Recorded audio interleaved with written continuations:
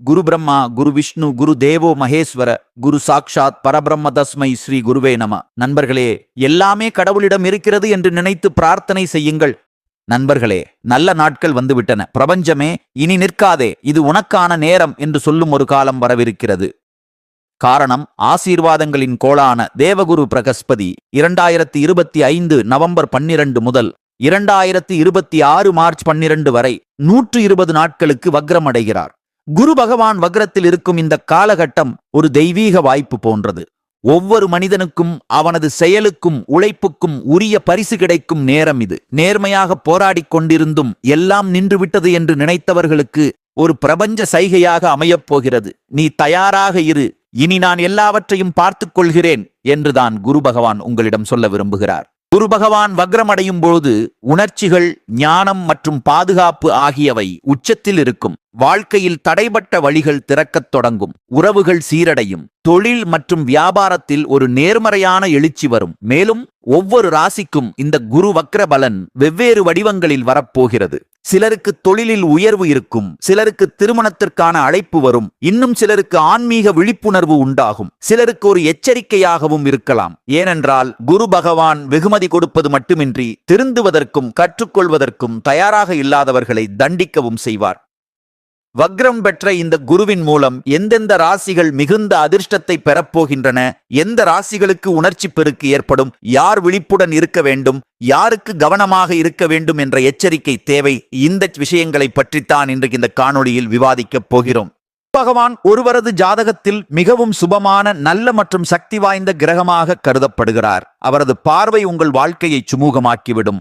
இப்பொழுது குரு வக்ர நிலையில் வருவதால் அதிக பலத்துடன் இருக்கப் போகிறார். இதனால் பல ராசிகளுக்கு சாதகமான பலன்கள் கிடைக்கப் போகிறது. 120 நாட்களுக்கு சாஸ்திரங்களில் அதிக பொறுப்புகள் கொடுக்கப்பட்ட தெய்வங்களின் குருவான குரு பகவான் மிகவும் சக்தி வாய்ந்தவராக மாறப்போகிறார். அவர் வக்ரமாக மாறுகிறார், அதாவது பின்னோக்கி செல்கிறார். இப்பொழுது இந்த குரு பகவானின் வக்ர நிலை உங்கள் கும்பராசிக்கு எப்படி இருக்கும்? உங்கள் ராசியிலிருந்து எந்த வீட்டில் அவர் வக்ரமாவார்? அவரது வக்ர பார்வை எங்கே படும்? இந்த 120 நாட்களில் உங்கள் வாழ்வில் என்னென்ன மாற்றங்கள் வரும்? இது உங்களுக்கு மிகப்பெரிய மாற்றத்தை நிச்சயம் கொண்டு வரும். முதலில் வக்ரம் என்றால் என்ன என்பதை சுருக்கமாக உங்களுக்கு சொல்கிறேன். எல்லா கோள்களும் தங்கள் சுற்றுப்பாதையில் ஒரு நிலையான வேகத்தில் சூரியனை சுற்றுகின்றன. எல்லா கோள்களுக்கும் ஒரு வேகம் நிர்ணயிக்கப்பட்டுள்ளது. குரு பகவான் 1 வருடமும், சனி 2.5 வருடமும், செவ்வாய் 45 நாட்களும், ராகு கேது 1.5 வருடமும், சுக்கிரன் 25 நாட்களும் எடுத்துக்கொள்கின்றன. பூமி 365 நாட்கள் எடுத்துக்கொள்கிறது.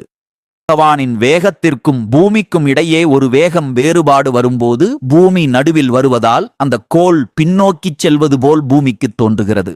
ஆனால் உண்மையில் கோள் தலைகீழாகச் செல்வதில்லை. பூமி நடுவில் வருவதால் ஏற்படும் வேக வேறுபாடு மட்டுமே இதற்கு காரணம். ஆனால் இந்த கோள் வக்ரமாகும் பொழுது நாம் முற்றிலும் எதிர்மறையான பலன்களை பெறுகிறோம். எந்த வீட்டில் வக்ரமாகிறதோ அந்த கோள் அந்த வீட்டோடு சம்பந்தப்பட்ட விஷயங்களில் ஆழமாகச் செல்லும், அதாவது ஆராய்ச்சி செய்யும். மேலும் அந்த வீட்டோடு சம்பந்தப்பட்ட கூடுதல் பலன்களை அளிக்கும். உங்கள் ராசியிலிருந்து 6வது வீட்டில் குரு பகவான் வக்ரமாக போகிறார். நவம்பர் 12 முதல் டிசம்பர் 3 வரை 6ஆம் வீட்டிலும், டிசம்பர் 3 முதல் மார்ச் 12 வரை 5ஆம் வீட்டிலும் வக்ரமாயிருப்பார். புரிந்து கொள்ள வேண்டும், இந்த 6ஆம் வீடு எதை குறிக்கிறது? 6ஆம் வீடு கடன், நோய், எதிரிகள் மற்றும் போட்டிகளை குறிக்கும். நீங்கள் எந்த விளையாட்டுத் துறையில் இருந்தாலும் அல்லது செல்ல நினைத்தாலும் இந்த 120 நாட்கள் உங்களுக்கு மிகவும் உதவியாக இருக்கும்.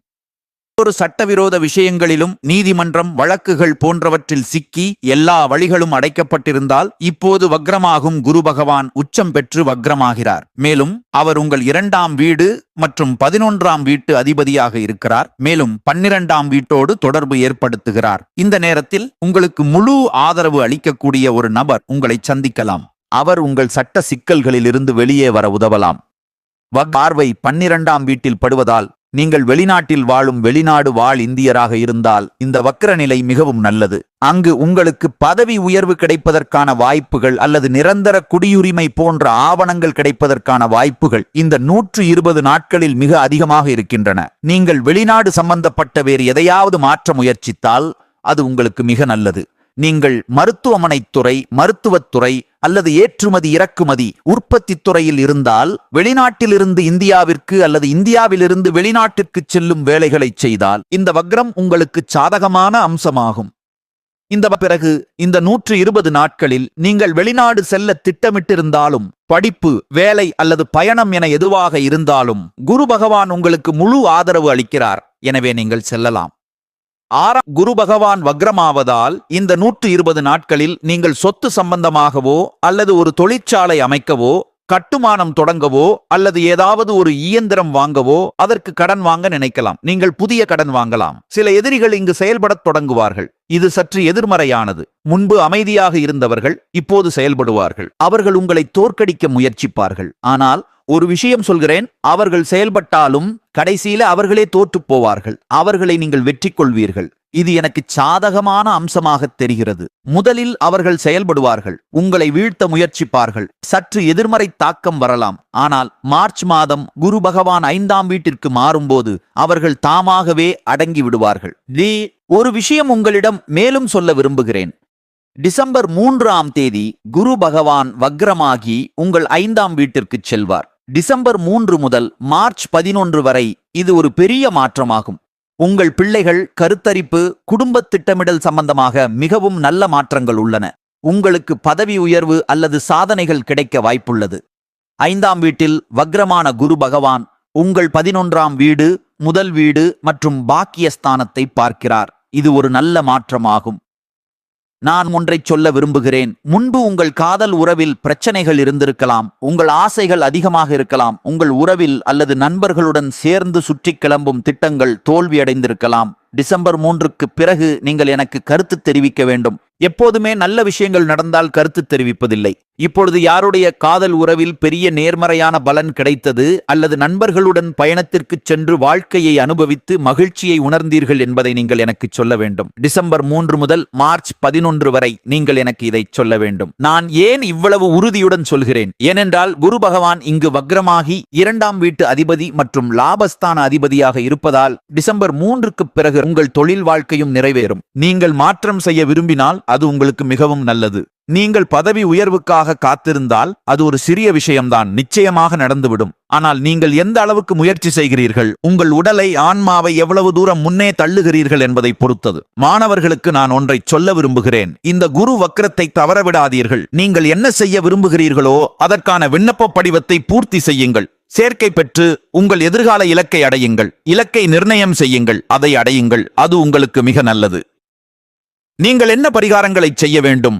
7.5 சனியும் உங்களுக்கு விடைபெறுகிறது. 2026 ஆண்டு உங்களுக்கு எப்படி இருக்கும் என்று ஒவ்வொரு கோள் சம்பந்தப்பட்ட காணொளி வேண்டுமானால் நீங்கள் கருத்து தெரிவிக்கலாம். மேலும் 2026 ஆண்டு 7.5 சனி எப்படி இருக்கும் என்றும் நான் ஒரு காணொளியை கொண்டு வருகிறேன். நீங்கள் என்ன பரிகாரங்களை செய்ய வேண்டும்? தினமும் அனுமன் பாராயணம் செய்யுங்கள், இது நல்லது. அத்துடன் சனியின் மூல மந்திரத்தை தினமும் 108 முறை சொல்லுங்கள். ஓம் பிரம் பிரீம் பிரௌம் சனைச்சராய நம். தினமும் காயத்ரி மந்திரம் சொல்லுங்கள். சூரியனுக்கு செம்பிலிருந்து நீர் அர்க்கியம் செய்யுங்கள். மேலும் இந்த காணொளி உங்களுக்கு எப்படி இருந்தது? பிடித்திருந்தால் லைக் மற்றும் சப்ஸ்கிரைப் செய்து கொள்ளுங்கள். கமெண்டில் ஓம் நம சிவாய என்று பதிவிடுங்கள்.